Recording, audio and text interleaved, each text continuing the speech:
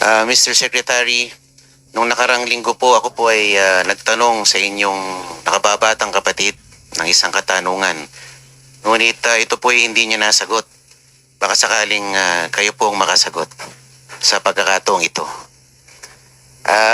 Tinanong ko po sa kanya kung magkano po ang nagugol sa pagdakip at pagpapadala sa ating dating Pangulo mula dito sa Pilipinas papuntang The Hague.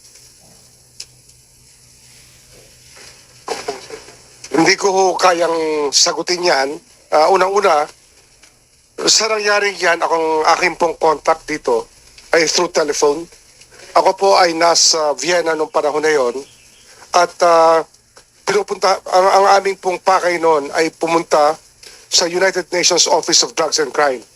Kaya nasa Vienna po ako nung panahon na yon. Kaya hindi ko nakita yung dami ng pulis. Hindi ko subaybayan yung mga resources po na ginamit upang madala po yung dating Pangulo sa The Hague. Pero ngunit masasabi ko, wala hong nasaktan, wala hong nabawian ng buhay, at maayos po siyang nakarating sa Hague na wala hong incident. Kaya kahit paano, pasalamat po tayo na hindi na po, wala na hong na-disgrasya sa pagkakataong iyon. Opo, so sino pong nag-order na dalhin po siya doon kung kayo po ay nasa ibang bansa? Ano yan, halos 10 oras po akong nakikipag-usap by telephone mula po sa oras ng Europa papunta po rito sapagkat yung legal basis po ay pinag-aaralan at kiniklear nila sa akin. Kaya ako po nagbigay ng legal basis under Republic Act 9851, Section 17, and other sections of the International Humanitarian Law. Ngunit di po ba sinabi, paulit-ulit na sinabi ng ating Pangulo na tayo po ay nag-withdraw na sa Rome Statute, tayo po, the ICC has no jurisdiction over us, at I will not lift a finger in the investigation of any crimes regarding ICC.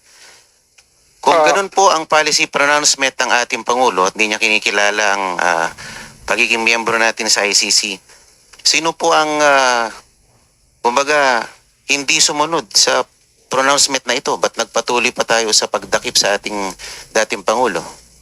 Ang problema ho kasi dito, nung nag-withdraw po tayo sa ICC, sa Rome Statute, hindi na ho tayo miyembro. Ngunit yung batas po na ating pinasa noong 2011 na Republic Act 9851, yun po ang naging basihan ng lahat. Kung ito po ay ating tinanggal sa ating legal system, yung batas na yun, kakaibat ng ating pag-atras sa ICC, wala na hong basihan sana. Ngunit nandun pa ho yung batas na yun, Republic Act 9851. Di po ba bilang parte ng kabinete ng ating Pangulo, tayo ay nagsisilbing alter ego ng ating presidente? At sa paglabag sa kanyang kagustuhan, hindi po ba nagkakaroon ng breach or violation ng trust and confidence? Kung saan ating hindi tayo tumatalima sa ninanais ng ating Pangulo na kayo ay pwedeng maging subject or vulnerable to any administrative liability. Alam niyo ho, ang pagtatrabaho po sa gobyerno ay sako po yan sa marami hong desisyon na ginagawa natin sa araw-araw. At hindi ho nakataga sa bato ang lahat ng ating desisyon o kaya yung lahat ng ating paningin. Maaari po itong magbago sa pagdating ng panahon, sa bawat panahon. At marahil nagbago po ang aming pagtingin sa usaping ito nung dumating po yung pagkakataon na talagang ando na ho ang Republic Act 1951 at lahat po ng factor tinitingnan po natin sa security po ng ating bansa. Does the former president pose any security threat kahit ganun na siya katanda? Marahil yan po ay dapat tanungin natin sa NSA natin kung ano ho ang naging evaluation ng panahon na yon. Basta't sa akin po, ang aking clearance na binigay ay sa legal basis. Ang legal basis ng kanyang pagpunta sa The Hague. Yun po yung ating trabaho bilang legal counsel po ng gobyerno. So pwede po tayong tumaliwas sa kagustuhan ng presidente. Kahit tayo Hindi ay ho tayo parte ng... tumaliwas marahil ho, nagbago rin ang lahat sa ang kanyang paningin sa usapin ito. Hindi ho nga, sabi ko nga kanina, hindi ho nakataga sa bato ang lahat ng ating paningin ng panghabang buhay. Minsan nagbabago po. Yun po yung ating pagtingin dito. Ayan po. Yun po kasing mga pangyayaring ito nung dinakip ang ating dating Pangulo, it poses some questions that need to be answered. Halimbawa, what is the role of the DOJ Secretary in high-profile law enforcement operations involving political figures, including former officials? How does the DOJ ensure that such operations are impartial, conducted strictly within legal bounds, and free from political interference or not influenced by political pressures, especially when they involve a former head of state? What is DOJ's accountability if evidence later shows that its actions were weaponized for political purposes? Kami ho, ang aming gapay dito, rule of law. Yun po yung aming mantra dito, yun po yung aming sinusunod. At yun po ang dahilan kung ba't meron po tayong Department of Justice, rule of law po, para humaayos ang lipunan natin at tahimik po. Thank you. My last question po, Mr. Chair. Sa presentation niyo po, nakalagay dito, there's a 100% completion rate ng mga applications for witness coverage dun po sa Witness Protection Program. 100% in 2024, and for the first semester of 2025, 100%. Ngayon pa lang po yata kayo magkakaroon ng 99% dahil parang hindi nyo tatanggapin ang mag-asawang Diskaya sa Witness Protection Program. Ano po kaya ang magiging dahilan natin kung bakit hindi natin sila tatanggapin? Sila po ba'y nakausap na natin? Sabi po ninyo, you will conduct a diligent, a thorough interview of the couple and you will assess their statement. Nagawa na po ba natin ito? Hindi pa ho.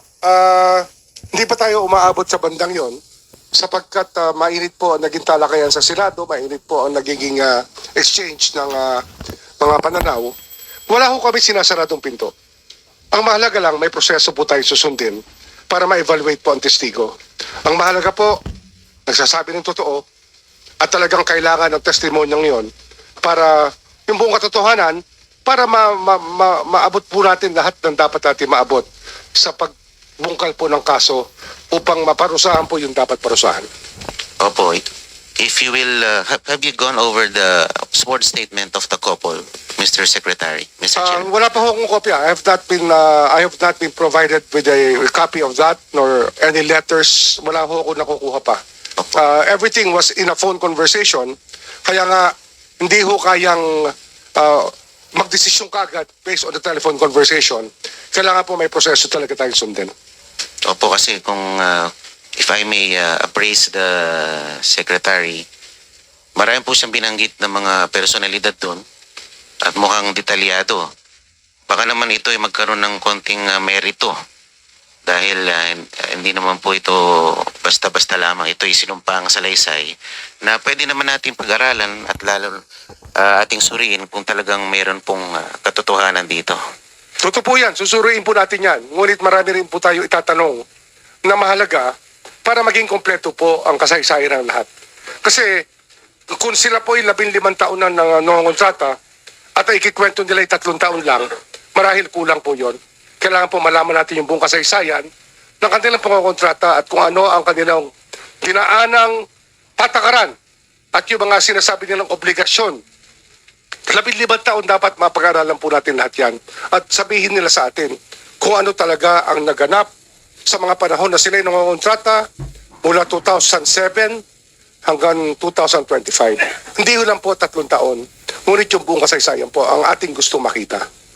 Para masolve po natin itong problemang ito na bumabagabag sa ating bansa ngayon. Iyon po yung mahalaga, kung may testigo hong ganun kahaba ang kasaysayan sa pangongontrata, marahil mas marami sila mabibigay sa ating mga pangalan, mga petsa, project, engineer, at kung sino po mga mambabatas, kung sino man ang nakialam sa mga kontrata, yun po yung kailangan natin malaman. Hindi lang po yung 3 taon o 2 taon na kanilang binigay sa kanilang unang sulampang salaysay.